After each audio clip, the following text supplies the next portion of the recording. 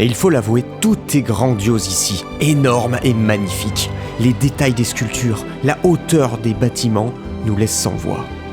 On est de nouveau subjugué par la vue du Colisée. Donc là, on est à l'intérieur du temple de Vénus.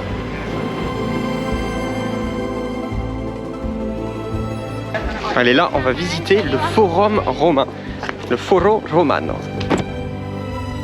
Pour un fan comme moi de tout ce qui est Rome, grec, c'est incroyable. Enfin, ça fait un bond dans l'histoire, quoi.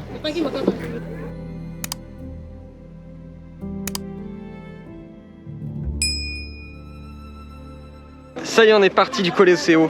C'était incroyable. C'était très bizarre aussi. Je sais pas si ça fait ça à tout le monde, mais moi ça fait bizarre. Et là, on a changé de lieu et on change aussi de guide. Et on va dans un autre lieu. One entrance, une entrée, et voilà. Après le Colisée de Rome, nous partons donc sur les pavés romains vers une nouvelle destination de visite. Et il faut l'avouer, tout est grandiose ici, énorme et magnifique. On ressent la même frustration que dans le Colisée, car on imagine à quel point tout devait être encore plus fantastique à sa grande époque.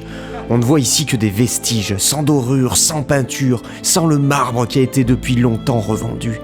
Mais même sans cela, les détails des sculptures, la hauteur des bâtiments nous laissent sans voix. On est de nouveau subjugué par la vue du Colisée.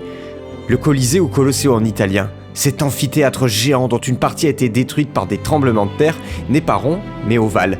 Et il a été construit en 70 après Jésus-Christ. Il pouvait accueillir jusqu'à 50 000 spectateurs et a été utilisé pour des combats de gladiateurs, mais aussi pour des reconstitutions de batailles célèbres et des drames basés sur la mythologie romaine. Il est resté en service pendant près de 500 ans. Et maintenant, visitons le temple de Vénus et de Rome. On voit ici un dessin qu'il représente à la fin de sa construction. Ce fut le plus grand temple par sa superficie de la Rome antique. Donc là, on est à l'intérieur du temple de Vénus. Ce temple a été construit vers 130 après Jésus-Christ, durant le règne de l'empereur Hadrien.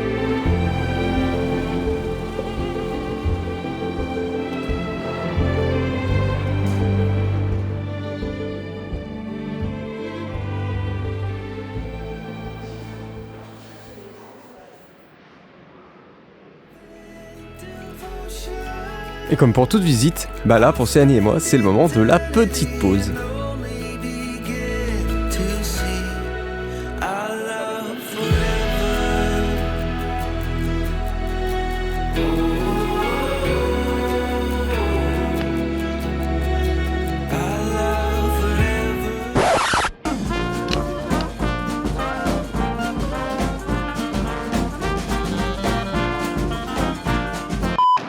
Bon, c'est marrant, on a fait des pauses pour Insta. Vous pouvez d'ailleurs aller voir sur Insta si vous n'êtes pas abonné, allez-y parce qu'on pose plein de contenus qui sont vraiment sur le moment et contenus additionnels en fait à la chaîne YouTube.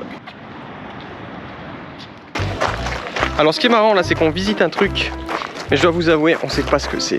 Je vous le ferai en voix off, mais là je ne sais pas ce qu'on visite. Ouais, c'est peut-être la honte, je le mettrai pas. Et après avoir lu la pancarte, allez, là on va visiter le Forum romain. Le Foro Romano.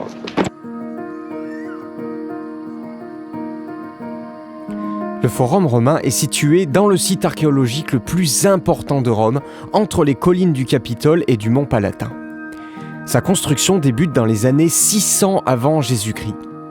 C'est tout d'abord un marécage que Tarquin l'Ancien, roi des Étrusques, décide d'assécher pour rendre la zone saine et aménageable. Et pour cela, il fait creuser un système de drainage jusqu'au Tibre. Le début de cette construction signe aussi la naissance de la future ville de Rome. 400 ans plus tard, le Forum antique est à son apogée, Rome aussi, dont l'empire s'étend de la Gaule à la Syrie. Le Forum devient alors la place principale de la Rome antique. Son importance historique, religieuse et politique en fait l'endroit autour duquel toute la vie de la ville s'articule. Il y a la célébration des mariages, l'organisation de jeux, de combats de gladiateurs, de cérémonies et de fêtes religieuses, de défilés militaires et de proclamations politiques. Le Forum romain connaîtra le triomphe d'un personnage emblématique, je parle bien entendu de Jules César. Et en laissant vagabonder notre imagination, on l'imagine vêtu de pourpre parcourant la ville en char. C'est incroyable quand même de se dire que là, On est en train de marcher, donc il y a des anciens pavés romains par terre. On est en train de marcher là où il y avait des mecs en toge, il devait y avoir des soldats en uniforme, un peuple romain. On est vraiment dans le centre-ville de Rome à l'époque antique. Pour un fan comme moi de tout ce qui est Rome, grec, c'est incroyable. Enfin, ça fait un bond dans l'histoire, quoi. À partir du 7e siècle, le forum est progressivement laissé à l'abandon et il devient même un pâturage pour les vaches.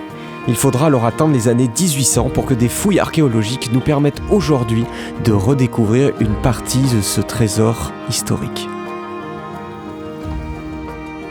Bon là pour aujourd'hui, on va rentrer parce que c'était incroyable, c'était fort, wow, c'était génial. On pensait faire plein d'autres lieux, mais déjà rien que celui-là, faut une journée. Et puis on verra demain ce qu'on fait, s'il pleut, ce qu'on peut faire. Petite idée. On a des petites idées quand même. Voilà. On a 2 super nouvelles. La première, on se retrouve demain à 18h pour la suite de la visite de Rome.